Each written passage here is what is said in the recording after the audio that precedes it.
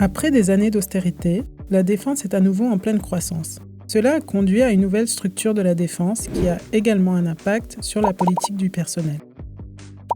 À partir d'un point de départ, people-centric, l'architecture de la Direction générale des ressources humaines a été entièrement réexaminée. Ses fonctions essentielles, sa mission et sa vision ont été adaptées pour s'aligner à la nouvelle structure défense, mais aussi pour mieux faire face aux réalités du marché de l'emploi.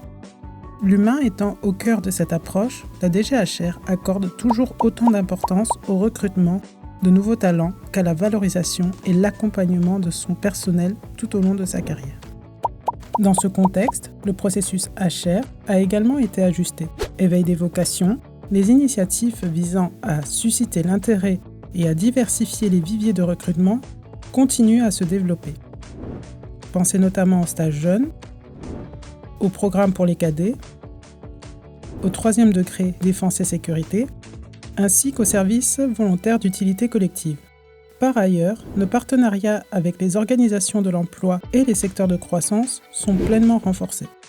La DGHR poursuit son engagement en faveur d'une meilleure intégration des candidats militaires, d'actifs et de réserve, ainsi que du personnel civil. Parallèlement, elle met l'accent sur un accompagnement de carrière personnalisé afin de rendre chaque parcours plus attrayant et épanouissant.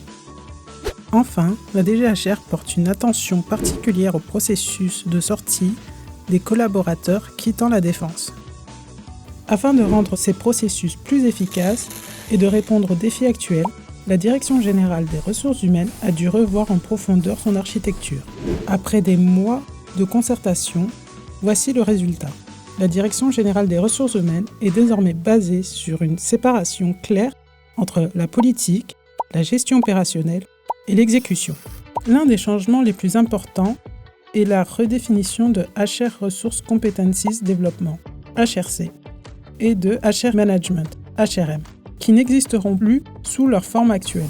Leurs fonctions essentielles seront toutefois maintenues, mais intégrées dans 3 nouvelles divisions, à savoir HRGov, HRB et le commandement des écoles. Chacune de ces 3 nouvelles divisions se compose de différentes sections. Ainsi, la division stratégique ou politique, HR Governance, se compose au total de 7 sections. D'ici mi-2025, cette division sera entièrement déployée.